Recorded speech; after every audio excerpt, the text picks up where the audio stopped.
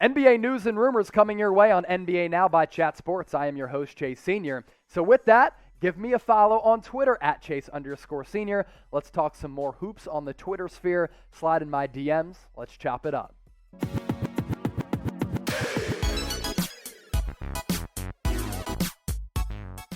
Coach Dreadhead, my guy, kicking off this mailbag with this question. After Draymond and KD did that interview, can you see the Warriors trading Draymond and assets to the Sixers for Ben Simmons? I know some people were saying that after that Draymond KD interview, which I thought was fascinating, which aired on Bleacher Report. We did cover it on our Warriors channel, youtube.com/WarriorsTV. You can check that video out using that link at the bottom of your screen because we now have 6 NBA team channels here at Chat Sports. I don't think there is hostility, or I don't think the relationship between Draymond, Steve Kerr, and Bob Myers is all that contentious. I mean, Bob Myers was asking Draymond Green for draft intel and draft insight on draft night, and Draymond had told Bob Myers to draft Jonathan Kuminga at number 7 and Moses Moody at number 14. He's critical to their success. He's one of their biggest leaders. He is instrumental with what they do offensively, defensively, and as a cultural impact player. I don't think the Warriors are going to trade away Draymond. Ian Dudge Villanea, where does Mike James go as a perfect fit?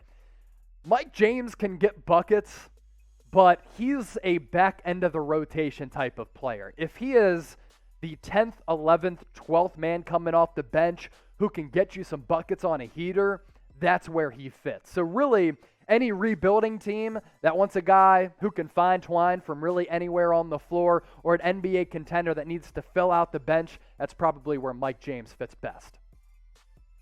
Darkman with this question. Better fit for the Lakers, Isaiah Thomas or Rajon Rondo? I say Rondo. I agree with you, Darkman. I think Rajon Rondo, the better fit for Los Angeles over Isaiah Thomas. You look at the Lakers roster right now, they don't really need scores, and that's what Isaiah Thomas is. I have serious concerns about what he can give you defensively, or the lack thereof of a defensive prowess. Isaiah Thomas can really only put the biscuit in the basket nowadays, whereas Rajon Rondo, I trust him more defensively. I think he fills more of a need as a point guard general. You look at that roster again, behind Russell Westbrook, who is the backup point guard? Of course, LeBron James is going to play a lot of point and bring the ball up, but you don't have a ton of ball handling options who are traditional point guards. That's why I think Rajon Rondo could fit nicely with that roster over Isaiah Thomas. Slippery Sam. We have a Slippery Sam in the office right now. Who are the top remaining free agents right now? Lauri Markkanen obviously is the headliner on that list, but he is a restricted free agent. I also think guys like Avery Bradley, DeMarcus Cousins, Dennis Smith Jr., J.J. Redick, those are in the category of some of the top remaining NBA free agents right now. Speaking of NBA free agents, this is what you call a segue. Who is your favorite NBA free agent right now? Let me know in the comments section. I just listed a few names. List some names that I didn't mention right now. Tommy Walker with this question. So is Ben Simmons a better fit on the Lakers or the Warriors?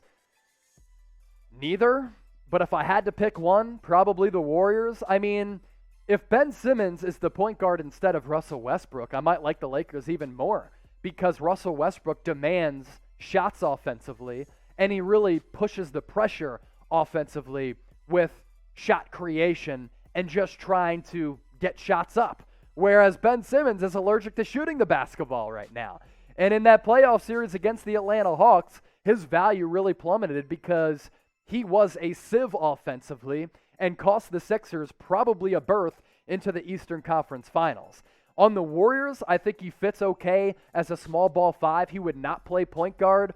But now that I think about it, if he's just playing traditional point guard on the Lakers, on the current construction of that roster, I think Ben Simmons would fit in very well and would give a lot of Lakers fans a lot of Magic Johnson flashbacks because he does have a lot of Magic Johnson to his game.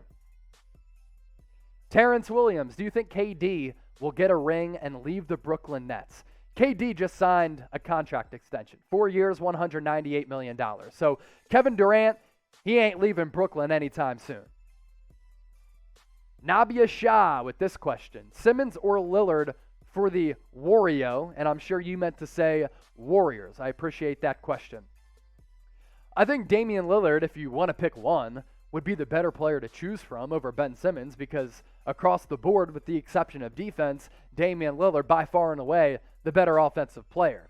Now, some might say, I have some concerns about there only being one basketball. Over the weekend, I was bored just sitting at the crib. I watched highlights of the Warriors with KD, Draymond, Steph Curry, Klay Thompson. If they could make that foursome work, they could make Damian Lillard work on that roster too. Blaine to Train. Nice name there. That's a nice name. Do you think the Kings have a chance to get Ben Simmons? From the Sixers side of things, I would only trade away Ben Simmons to Sacramento if De'Aaron Fox comes back in that deal. If De'Aaron Fox isn't included in that trade, I'm not pulling the trigger. I'd be somewhat intrigued after De'Aaron Fox of a player like Buddy Hield, who since he came into the league out of Oklahoma, from an efficiency standpoint, has been one of the best three-point shooters, statistically right up there with Steph Curry as well as Klay Thompson. So if it's not De'Aaron Fox as your 1A for the Sixers, maybe you pivot to Buddy Hield as a 1B and another player, maybe even a draft asset, but I'm really trying to get De'Aaron Fox because I think he fits so well on the Sixers roster right now, and I think he's a very solid and elusive, exciting young player in the NBA.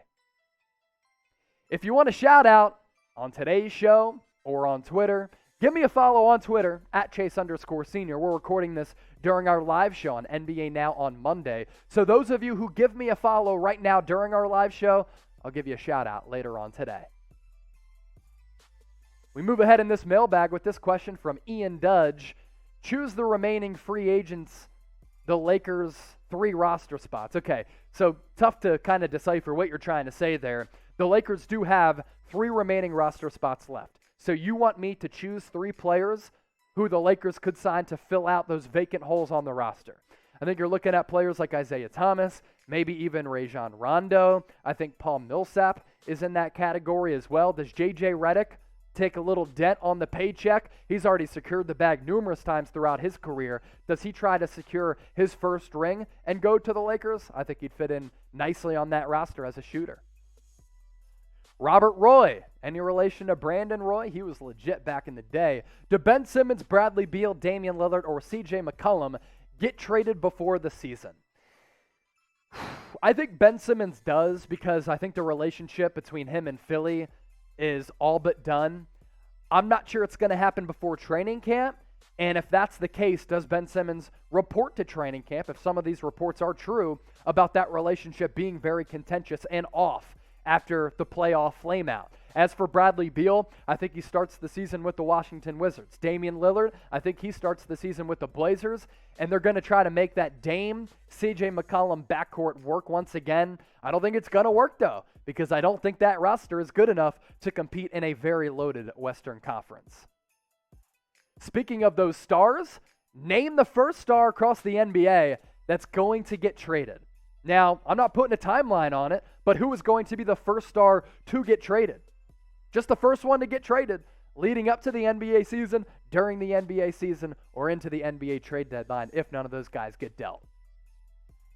Jeremiah Jonathan chiming in. Do you think Klay Thompson is coming back as good? As good? I'm not sure. 2015 to 2019, 5-time All-Star, helped win 3 championships with the Warriors, one of the best lights-out shooters that we'll ever see. And the value with Klay Thompson, not just offensively. He was one of the best defensive players. Let's be realistic about Klay Thompson. Can he be a 50-40-90 guy, which means he shoots 50% from the floor, 40% from 3, and 90% from the free throw line? I think he can be that. Are we expecting him to come off a torn ACL and a torn Achilles to average 20 points per game and play lockdown defense? No. But if he gives you 15 points on 40% shooting from distance and around 80 to 90% from the stripe, you will take that if you're the Warriors, and I think that will allow the Warriors to compete in that aforementioned loaded Western Conference. Fox Frosty 24. More Jeremy Lin questions. My goodness. Can Jeremy Lin make a comeback as a solid second unit team leader? Yeah, I mean, I think the boat has sailed on Jeremy Lin. Okay, I don't think he's going to be a productive player in the NBA any longer. I mean, Jeremy Lin was good for the Knicks for like a couple month stretch there back several years ago. I don't think he's going to be able to help you out nowadays. I mean, as an international player, if I'm Jeremy Lin, he's still got game, just not for the NBA. I'd play overseas, make a ton of money, and just secure the bag in that way. And just kind of say, thanks NBA for the opportunity, but my time, it's come and gone.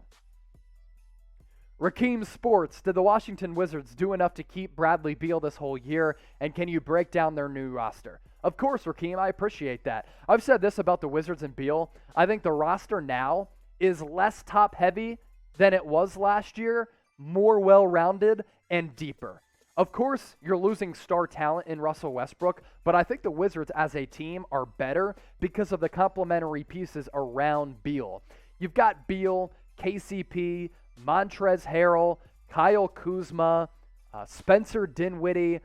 I like the selection of Corey Kispert. Davis Bertans, I think, can play a little bit. Daniel Gafford showed me a little bit of something against the Sixers in the playoffs. Rui Hachimura looks to be a legitimate player. So there's your Wizards breakdown. And that's why you subscribe to Chat Sports, because we can break down all 30 squads across the league. Alizay Pin, Curry, KD, Klay, or KD, James, and Kyrie. So which big three am I taking? Yeah, you mean James Harden there. Brooklyn Nets. Now, historically speaking, when it's all said and done and we look back at those big threes, in 20 years, I think we'll look back at the Warriors as being the best big three, because I just don't think that Kevin Durant, James Harden, Kyrie Irving are going to be able to put together a dominant stretch like the Warriors' big three did that consisted of Curry, KD, and Klay. They were younger at that time. Now the Nets are older. I can't always rely on Kyrie, flat earth guy. Can't always rely on him to be readily available. James Harden, is he going to show up to camp in shape? I mean, there's no doubt they should win the NBA title this year. Are they going to win three like the Warriors' big three? I don't think so. Jeremy's child, last question in this mailbag, was the Robert Williams deal an overpay? Definitely. I can't believe the Celtics gave Robert Williams that much money. I mean, more than $50 million for a high-flying, hyper-athletic guy who blocks shots and throws down dunks on alley-oops? He's good defensively on switches and protecting the rim, but he can't shoot worth a lick. Not a good free throw shooter, so he's a liability late in games, and I think his game is somewhat limited. I think Robert Williams got that deal put on the table with him and his agent from Brad Stevens, and they're like, oh my God, how quickly can I sign? Because I can't believe that the Celtics offered him that much money. I mean, he's a good player, but that's great money. Celtics offseason, some might say, it was kind of weird. Dennis Schroeder, Marcus Smart extension, Robert Williams extension, Enes Kanter, grade it for me. Celtics offseason right now, A, B, C, D, or F.